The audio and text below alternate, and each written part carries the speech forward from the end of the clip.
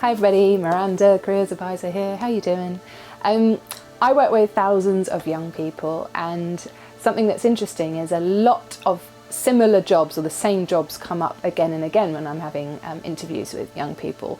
And I think that's partly because of the media, so certain jobs become more popular because you're seeing them online or on TV, and also I think it's partly to do with things that people are more familiar with.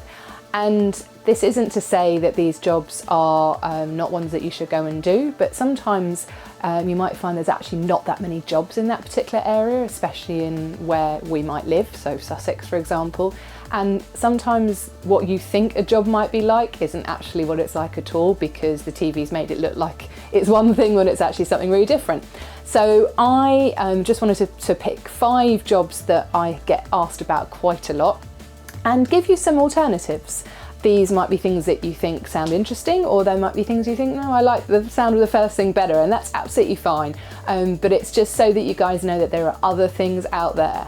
So the first job that comes up quite a lot is lawyer. First of all, I think quite a lot of people watch American TV shows where the law is quite different, so the system is quite different, and so what you see lawyers doing on American TV shows is actually possibly quite a bit different to the UK setup. For one, we have 2 different types of lawyers. You have barristers and solicitors. The barristers are the ones that go to court, and that in itself is already a little bit different to the American system. The job that I want to suggest instead of a lawyer is an MP, or a Member of Parliament. But the reason that I'm bringing up MPs is because their job is to represent their constituency, the people that they are representing, the area usually that they live. And they have to do a lot of research, and they also have to propose laws. They have to know and understand a lot of information. They also get to help people. So that's a job that, for those of you interested in law, could be something that you could think about. The second job that I'm going to talk about is journalism.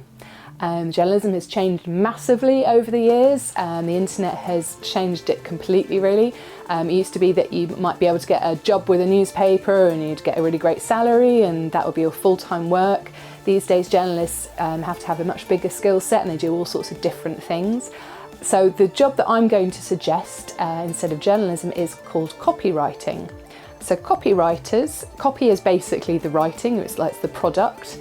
They make sure text that you generally see online is fit for purpose, so that the reader, you, can understand and be interested in what information is put there. So they are like journalists in the sense that they have to write, but they're less about chasing the story and more about making the information that they've got in front of them more appealing to people. So they might find them in advertising, in marketing, but also just in general any information that a business wants to get out there. The third job that I'm going to mention is psychologist. Now this again comes up a lot. I think a lot of people, when I say what do you know about psychology, people usually say, oh, you know, it's understanding why people do what they do, it's the study of the mind. And yes, it is all of those things, but also it's a science, and I think it's really important to understand that it's all about scientific methods and research, and you might be helping people but not necessarily directly. It depends what kind of psychology you end up working in. I studied psychology at university, and which is why I'm going to suggest the alternative career is careers advisor. The reason that I love what I do is I get to help people, and I get to ask people about why they do what they do and why they're interested in what they're interested in, but also it's got a practical element in that I can help somebody move from maybe being a bit confused about what they want to do with their lives to hopefully moving forward a little bit and having more idea and feeling more confident about their future. So careers guidance is definitely really linked to psychology, but it's got a very kind of vocational result in that hopefully someone will end up in a job that they love, and that's really rewarding. Now I'm going to blame CSI for this one, forensic scientists or forensic psychologists, forensics generally. It's not quite as popular as it was for a while. At one point I think I was getting about 1 or 2 people a day saying they wanted to do forensics, and the reason it's on this list is because there aren't that many jobs in forensics. If you're watching it, kind of again, American TV shows, it seems like, you know, there's millions of them, but the reality is there's not quite as many in the UK. The other thing is actually a lot of what people who are working in forensics do is maybe lab-based. It's not out in the field, kind of, you know, collecting data and finding out the truth. It's, you know, a little bit more science-based than that. So the job that I'm going to suggest, which also there aren't millions of jobs in it, but it is interesting and it is connected, is archaeologist. Because what archaeologists do is uncover the truth through delving into history, delving into the past, using kind of generally looking under the earth to see what is there, but also sometimes looking at things that are not in the earth anymore and are in a museum. That belongs in a museum. There's definitely a strong link there, but it's more about uncovering kind of the past and being on the scene. Often, you know, you might find archaeologists looking on archaeological sites, whereas forensics, you won't always get that. And my final job, which is super popular, more with young women than with men, is hairdressing. We did a Seetobe video with Danielle, who's a hairdresser, because I think it's really good to hear from the horse's mouth, as it were, what it's actually like. But one of the things that I know she's told me is, you know, you have to be good with people, you have to be able to stand on your feet for many hours at a time with your hands in the air, and cope with when things go wrong and the hair doesn't work the way you were hoping it was going to work.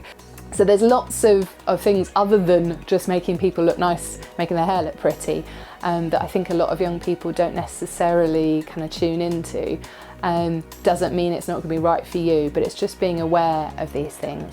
So the thing that I'm going to sort of suggest, which is a bit of a cheeky one because it's not an area that there's going to be, well, it's a bit unpredictable, I'll put it that way. And my suggestion is beauty blogger. Now the reason I'm saying that is because I think a lot of people who think hairdressing sounds fun like the idea of creating styles and doing each other's hair and, you know, seeing what the new in fashion thing is.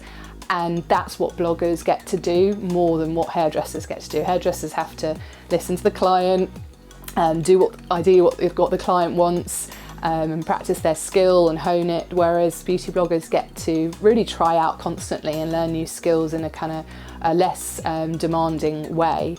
Can you earn money from it? Absolutely. Can everyone? No.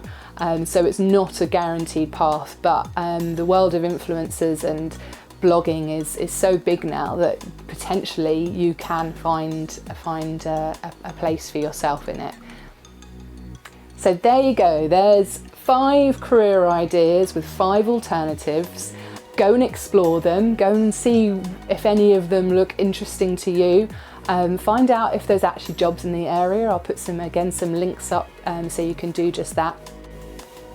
If you want to find out how many jobs are available in a particular area, it's quite a good idea to have a look at the website I Could. If we just go to it now, and I'm going to search for one of the careers I've just mentioned, which is psychologist, and if we go to, we've got a clinical psychologist here. If you scroll down the page, it gives you some really important information. It's actually called labour market information, and basically what that means is information about that particular job and how it relates to the amount of people that are doing it, how much you might earn, how many jobs there are in the area, what the work's like, all those kind of things. So you can see here, gives you an average salary, hours they work, how many men versus women do the job. So obviously in psychologists you get a lot more women than men doing it.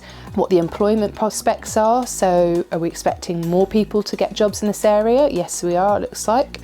Tells you sort of what kind of things to expect. And then you've got employment by region, so you can see here how many people are going to be working across the UK. So as with most jobs, the majority are in London. There's more people working in London. And then you can see in the southeast of England, which is where we are, that's the second most popular for psychologists. So there's looking like about just over 5,000 psychologists operating across the whole of the southeast. So that's quite a useful little tool to give you an idea of the different jobs that we've been talking about and any other job that you're interested in. And enjoy your researching. Bye.